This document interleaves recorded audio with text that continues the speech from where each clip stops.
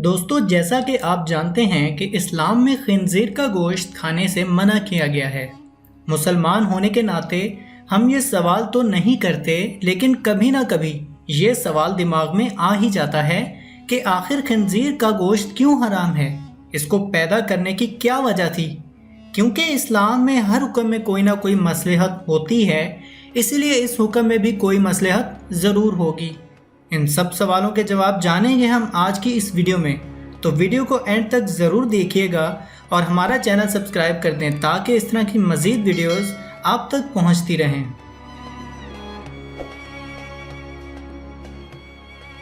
دوستو یہ جانور اسلام میں مکمل طور پہ حرام ہے، یہاں تک کہ اس کی خرید و فروخت سے کمایا جانے والا پیسہ بھی حلال نہیں ہے۔ اس کے لیے اللہ نے باقاعدہ طور پہ قرآن پاک میں بھی حکم دیا ہے، جیسے کہ ایک جگہ قرآن پاک میں فرمایا گیا کہ اور آپ کے لیے حرام ہے مردہ گوشت، خون اور سور کا گوشت، اور وہ کھانا جس پہ اللہ کے علاوہ اور کسی کا نام لیا گیا ہے۔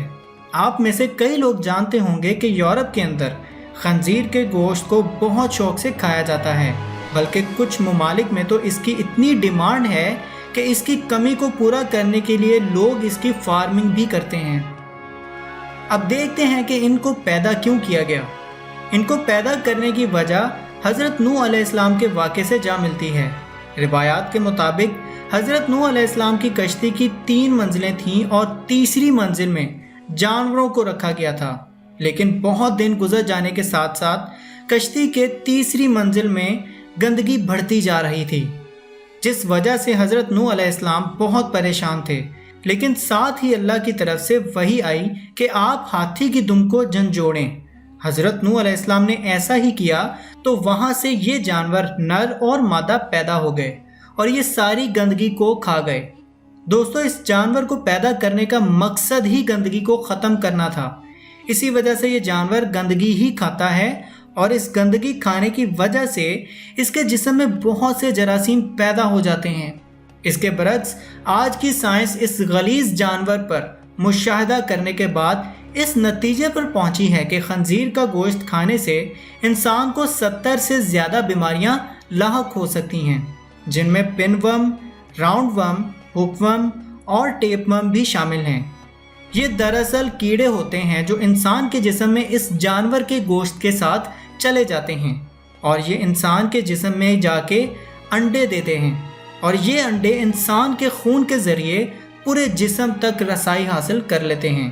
اگر یہ انڈے انسان کے دماغ میں پہنچ جائیں تو وہاں پر برین سٹروک، اور اگر دل تک پہنچ جائیں تو ہارٹ اٹیک، اور اگر آنکھوں تک پہنچ جائیں تو آنکھوں کا ضائع ہونے کا خطرہ 99% تک بڑھ جاتا ہے۔ اس کے علاوہ اس جانور کا گوشت کھانے سے ہائپر ٹینشن، کینسر اور بلڈ پریشر جیسی خطرناک بیماریاں بھی لاحق ہو سکتی ہیں۔ خنزیر کے بارے میں کچھ دلچسپ معلومات یہ بھی ہیں کہ اس کے منہ میں 2 بڑے دانت ہوتے ہیں، جن کی وجہ سے یہ شکار کو چیر پھاڑ بھی سکتا ہے، لیکن یہ دانت وقت کے ساتھ ساتھ اتنے بڑے ہو جاتے ہیں کہ آپس میں مل جاتے ہیں، اور اس کے بعد یہ جانور کھانا نہیں چبا سکتا اور بھوکے رہنے کی وجہ سے اس کی موت بھی واقع ہو جاتی ہے۔ خنزیر پر کوئی زہر اثر نہیں کرتا، خاص طور پر سانپ کے، یہاں تک کہ اگر یہ کتے کو کاٹ لے تو اس کے بال جھڑ جاتے ہیں اور کئی بار اس کی موت بھی ہو جاتی ہے۔ اگر خنزیر کی طبعی خصلتوں کی بات کی جائے تو اس جانور کی سب سے پسندیدہ غذا مردہ جانور ہیں، اور یہ دنیا کی ہر غلیظ چیزیں مثلا دوسرے جانوروں کا فضلہ، کیچڑ، گوبر اور مٹی وغیرہ بھی کھاتا ہے، اور اگر اسے اکیلے میں کسی صاف ستھرے ماحول میں چھوڑ دیا جائے تو وہاں بھی یہ اپنے ہی فضلے کو کھا جاتا ہے۔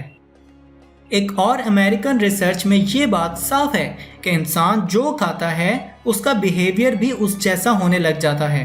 شاید یہی وجہ ہے کہ وہاں کے لوگ کھانے پینے میں کیڑے مکوڑوں کا بھی استعمال کرتے ہیں۔ دوستو جب اسلام میں اس کا گوشت کھانے سے منع فرمایا ہے تو بحیثیت مسلمان ہمیں کسی دلیل کی ضرورت نہیں، البتہ اگر کسی غیر مسلم کے ساتھ اس موضوع پہ بات ہو تو اسے آسانی سے قائل کرنے کے لیے ہمارے پاس کچھ سائنسی تحقیقات ہونا ضروری ہیں، کیونکہ وہ اسلام کو تو نہیں مانتے لیکن سائنس اور تحقیقات پر یقین رکھتے ہیں۔ امید ہے آج کی ویڈیو آپ کو پسند آئی ہوگی۔ اس طرح کی مزید ویڈیوز دیکھنے کے لیے ہمارے چینل کو سبسکرائب کر دیں۔